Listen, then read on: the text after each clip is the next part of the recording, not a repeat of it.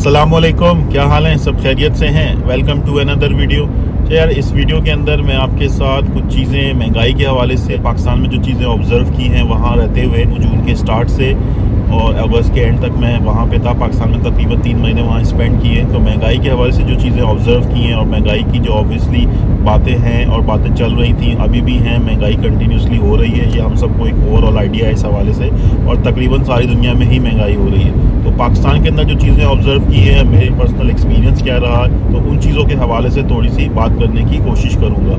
अच्छा, और जहाँ तक ओवरऑल कंपैरिजन का ताल्लुक है, कंपैरिजन के हवाले से बात करें तो डेफिनेटली यूएसए के अंदर भी बहुत ज़्यादा महंगाई हो गई है। एक ओवरऑल इम्पैक्ट नज़र आ रहा होता है कि यार पहले ग्रॉसरी जो है वो इतने की आ जाती थी, अब तो इतने की भी नहीं आती। तो ये सारी चीज़ें यहाँ पे भी फील हो रही होती हैं। बाकी खबरों वगैरह में न्यूज़ में सुनते रहते हैं कि दुनिया में काफ़ी जगहों पर, खासकर यूके के हवाले से भी बात होती रहती है, वहाँ पर महंगाई हो गई है। आई थिंक कनाडा में अच्छी खासी हो गई है। तो ये सारी चीज़ें जो हैं वो नज़र आती हैं, सुनने को मिलती हैं, देखने को मिलती हैं। तो वो डेफिनेटली दुनिया में काफ़ी जगहों पे, बल्कि बहुत सारी जगहों पे महंगाई हुई, और पोस्ट कोविड के बाद जो सिचुएशन है वो काफ़ी ज़्यादा चेंज हो गई है। तो ये सारी सिचुएशन तो है, लेकिन पाकिस्तान क्योंकि माशी तौर पे और एक उमूमी अगर हम बात करें तो एक थर्ड वर्ल्ड कंट्री में आता है या एक गरीब मुल्क है, तो वहाँ पे जो लोग रहते हैं उनके ऊपर महंगाई का जो असर है वो ज़्यादा होता है बानिस्बत किसी एक डेवलप कंट्री में, जहाँ पे रिसोर्सेज या गवर्नमेंट की तरफ से जो सपोर्ट होती है, जो फाइनेंशियल सपोर्ट होती है, वो आपको मुयस्सर होती है, या गवर्नमेंट अपने लोगों का कुछ ना कुछ केयर कर रही होती है, उनको कोई ना कोई फाइनेंशियल सपोर्ट देती है। जैसे यहाँ पे मेडिकेयर है, फूड स्टैम्प है, या डिफरेंट और जो है जो गरीब लोगों को बेनिफिट्स मिल सकते हैं वो यहाँ पे होते हैं या पॉसिबल हैं। तो उसकी वजह से शायद बहुत ज़्यादा फिर लोगों के ऊपर असर नहीं होता बनिस्बत एक गरीब कंट्री के। गरीब कंट्री के अंदर जो गरीब लोग हैं या जो वहाँ की जो आवाम है, उनके ऊपर महंगाई का असर ज़्यादा होता है। तो अगर हम पाकिस्तान के हवाले से बात करें तो पाकिस्तान में डेफिनेटली महंगाई हुई है, अच्छी खासी महंगाई हुई है। लेकिन अगर हम इसका एक एस्पेक्ट देखें तो ओवरऑल एस्पेक्ट ये है कि जब आप बाहर निकलते हो, खासकर जब मैं भी पाकिस्तान में था जून से लेके अगस्त के एंड तक, काफ़ी ज़्यादा डिफरेंट जो चीज़ें देखने को मिली और काफ़ी ज़्यादा कुछ सरप्राइजेस भी थे। क्योंकि जब यहाँ से गए थे, और वैसे ओवरऑल जो सुनते रहते हैं, अपने दोस्त अहबाब से सुनते हैं, दोस्तों से सुनते हैं, बाकी लोगों से सुनते हैं, न्यूज़ में देखते हैं, तो समझ में आता था और समझ में अभी भी आता है कि महंगाई अच्छी खासी हो गई। और ख़ुद भी उसको एक्सपीरियंस किया है, बिजली के बिल भी एक्सपीरियंस किए, अच्छे खासे बिजली के बिल बढ़ गए और बहुत ज़्यादा बिजली महंगी हो गई। तो वो सारी चीज़ें फेस की हैं, देखी, एक्सपीरियंस की हैं। लेकिन जब पाकिस्तान में जाके जब हम लोग बाहर निकलते थे खाना खाने के लिए जाएँ, या आप किसी भी आउटलेट पे जाएँ, तो तकरीबन मोर और लेस हर जगह रश नज़र आती है। तो वो मुझे मेरे लिए थोड़ा सा सरप्राइजिंग था, यार ये इतनी ज़्यादा महंगाई होने के बावजूद भी इतनी ज़्यादा रश है बाहर, इतनी ज़्यादा अफरा तफरी है, इतने ज़्यादा लोग मौजूद हैं।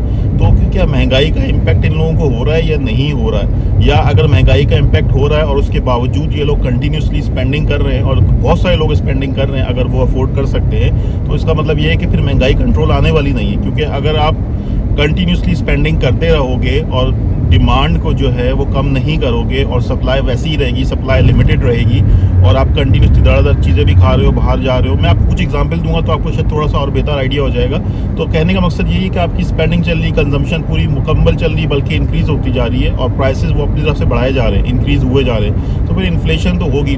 एक ओवरऑल इकोनॉमिक्स का कॉन्सेप्ट ही है ना कि आप वो प्राइसेस तो बढ़ रहे हैं, लेकिन जो है उसकी डिमांड कम नहीं हो रही, बल्कि डिमांड जो है वो बढ़ती जा रही है, और सप्लाई शायद अगर लिमिटेड रह जाती है तो जो डिमांड सप्लाई का गैप है उसकी वजह से फिर प्राइसेस बढ़ते रहते हैं। और प्राइसेस बढ़ते जा रहे हैं, लोगों के पास अगर फिर भी इनकम है उसको स्पेंड करने के लिए, और वो उसको स्टिल बाय कर रहे हैं, तो प्राइसेस भी कंटिन्यूसली बढ़ते रहेंगे, तो इन्फ्लेशन होती रहेगी। तो ये सारी चीज़ें जो है वो वहाँ पे होती हुई नज़र आई। मिसाल के तौर पे अगर मैं बात करूँ, हम लकी वन 2 से 3 दफ़ा गए शायद, और जितनी दफ़ा भी लकी वन गए वहाँ पे आप लंच टाइम पे चले जाओ या आप डिनर के टाइम पे चले जाओ, रात के टाइम पे चले जाओ, अगर आपने फूड कोर्ट आपने जाना है, और फूड कोर्ट में अगर आपने कोई KFC लेना है या किसी भी अच्छी जगह से, ऑब्वियसली वहाँ पे सारी बेहतर जगह, इन सब के प्राइसेस बेहतर ही होते हैं फूड कोर्ट के अंदर, तो वहाँ पे आपको लाइनें नज़र आती हैं, वहाँ पे आपको लाइनों में वेट करना पड़ता है और अच्छा खासा टाइम लगता है। मिसाल के तौर पे अगर मैं कैलिफोर्निया पिज़्ज़ा की बात करूँ, मैंने कैलिफोर्निया पिज़्ज़ा लेना था एक दफ़ा, या मैंने एक दफ़ा मैकडॉनल्ड्स लेना था।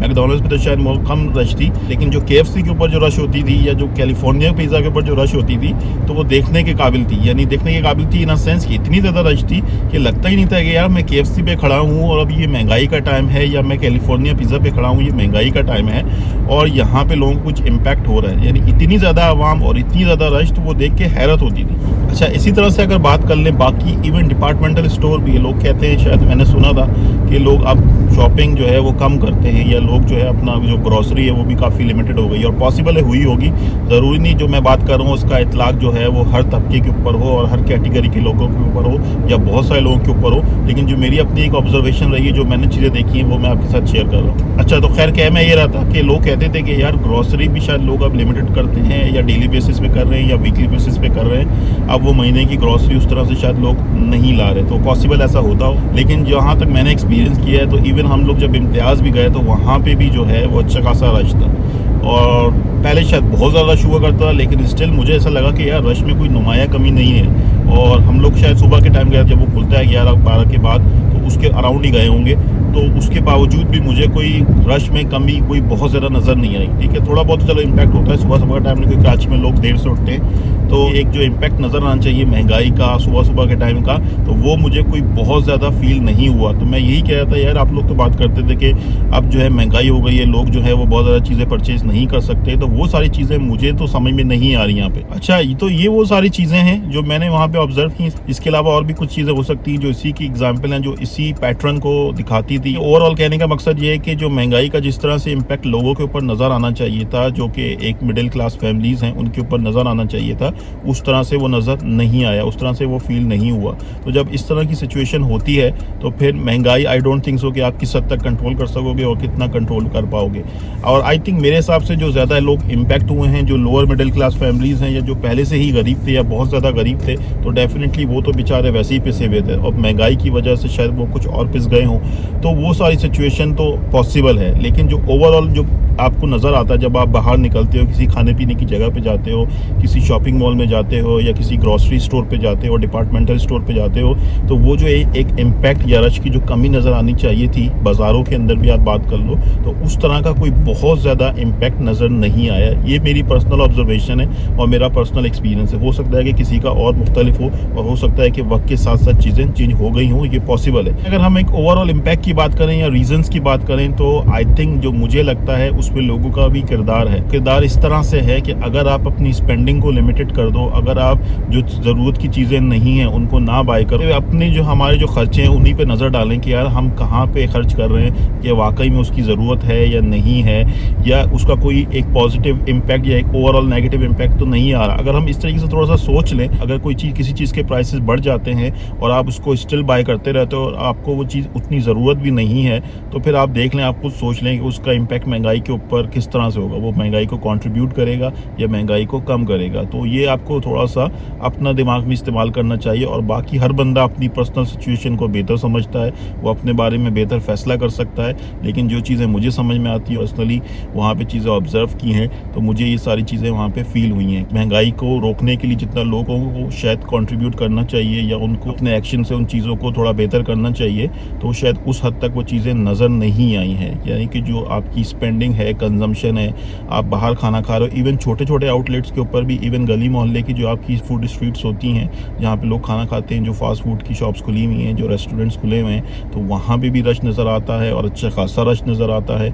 और इसी तरह से जो आपके बड़े ब्रांड्स हैं, यानी आप किसी मॉल चले जाओ, वहाँ पे फूड कोर्ट चले जाओ, तो वहाँ पे भी आपको बहुत ज़्यादा रश नज़र आता है। तो फिर वो आपको समझ नहीं आता यार कि महंगाई का क्या इम्पैक्ट हो रहा है, या महंगाई से लोग किस हद तक असरअंदाज हो रहे हैं और वाकई में वो अपनी स्पेंडिंग को कम कर रहे हैं या नहीं कर रहे। इसका मतलब ये नहीं है कि किसी एक पर्सन की वजह से महंगाई हो रही है। महंगाई का तो बहुत सारे रीजंस है, दुनिया में बहुत सारी चीज़ें हैं, दुनिया में महंगाई हुई है। तो कहने का मकसद ये है कि यार जो महंगाई का जो इम्पैक्ट नज़र आना चाहिए था लोगों के ऊपर, वो मेरी ऑब्जर्वेशन में उस तरह से नहीं आया। क्योंकि अगर जब तक आप स्पेंडिंग कम नहीं करोगे तो महंगाई पे या प्राइसेस के ऊपर कोई खास फर्क पड़ने वाला नहीं है। माशी तौर पे कोई चेंजेस की जाएँ, पॉलिसी में कोई चेंजेस की जाएँ, या किसी और तरीके से उसको जो नॉर्मल इकोनॉमिक्स के रूल होते हैं उसको कंट्रोल करने की कोशिश की जाए, तो जो स्पेंडिंग को कंट्रोल करना है वो वाकई में जो है वो एक कंट्रीब्यूटिंग फैक्टर हो सकता है। अगर आपकी कंजम्पशन कंट्रोल हो जाए, स्पेंडिंग कंट्रोल हो जाए और आप बेकार की चीज़ों पे खर्चा ना करो, तो इसका महंगाई को कंट्रोल करने में पॉजिटिव इम्पैक्ट हो सकता है। अच्छा भाई, मैंने एक ओवरऑल आपको आइडिया देने की कोशिश की, जो मेरे पर्सनल एक्सपीरियंसेस हैं, ऑब्जर्वेशन है, या मुझे जिस हद तक चीज़ों के बारे में पता है, या मेरी